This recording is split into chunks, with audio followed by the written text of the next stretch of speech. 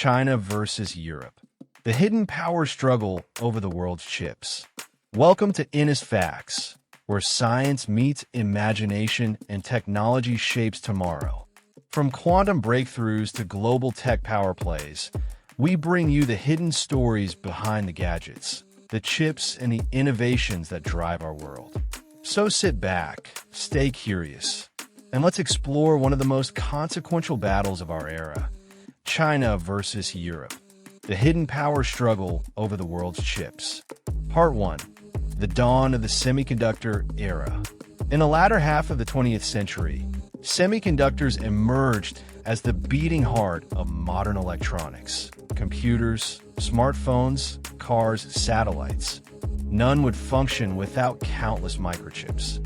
Over time, manufacturing gravitated to East Asia, Japan, Taiwan, South Korea, and gradually China began building capacity. Meanwhile, Europe focused less on manufacturing and more on design and tools. Yet chips became strategic assets, not just commercial ones. Part 2. Why chips matter to nations. Why has control of chip production become a race for power? Because semiconductors underpin everything. Defense systems, artificial intelligence, electric vehicles, green energy, telecoms. A country that leads in chips wields influence in nearly every technology sector. Supply chain disruptions can halt factories overnight. For Europe, which consumes but produces only a fraction of its semiconductors, vulnerability is growing. Part 3. China's ambition and Europe's response. China has made no secret of its aim to become semiconductor self-reliant by 2030. Massive state investment, domestic firms, supply chain building. China surged ahead in certain chip classes. Europe, in contrast, launched the 2022 CHIPS Act, aiming to produce 20% of the world's chips by 2030. But a 2025 audit by the European Court of Auditors described the strategy as deeply disconnected from reality. That strategy gap matters. China's manufacturing now exceeds Europe in many foundational areas. Europe is trying to catch up amid geopolitical risk. Part 4. The Nexperia flashpoint.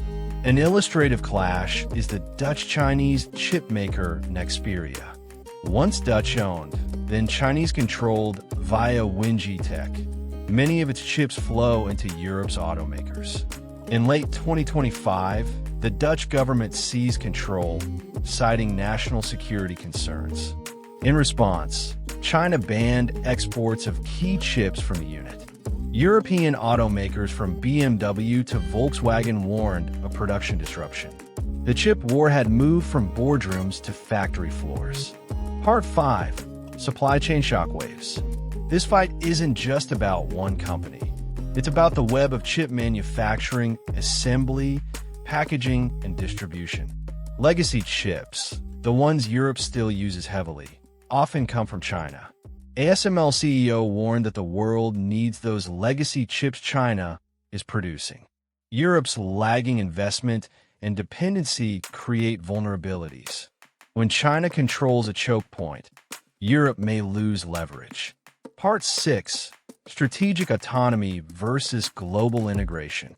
Europe's ambition, strategic autonomy, control its own critical industries. But global integration has worked for decades. Chips made in Taiwan, assembly in China, design in Europe, consumption in the US. The new era challenges that model. Europe's audit says its ambition to produce 20% of global chips by 2030 is very unlikely. Meanwhile, China ramping production, aiming to overtake Taiwan. The balance is shifting. Part 7. Technology, economics, and geopolitics intertwined. This isn't a typical trade war. It's technological, economic, and geopolitical. Europe must weigh national security, corporate interests, and industrial competitiveness. China must manage state ambition, global integration, and export control mechanisms. For the U.S., The European chip strategy matters because chips power everything from cars to AI systems, and Europe is a major partner. Part 8. What's at stake and what comes next? The stakes are huge. European manufacturing could face factory slowdowns if chip flow is disrupted. China's export restrictions and dominance could shift global production. Innovation could gravitate toward those who control the infrastructure. The future might bring regional supply chains, friendshoring, and fewer globally intertwined networks. Europe might either ramp up its own manufacturing or fall deeper into dependency. So what can we learn from this? Chips aren't just tiny components. They're the building blocks of modern power, economic, technological, and political. Europe versus China in the chip race isn't about labeling winners. It's about who holds the levers of innovation and industry. Thanks for watching Innis Facts. If you found this story insightful, hit like, subscribe, and ring the bell so you won't miss the next deep dive into technology that shapes our world. Until then, stay curious, stay informed, and see you next time where science meets imagination.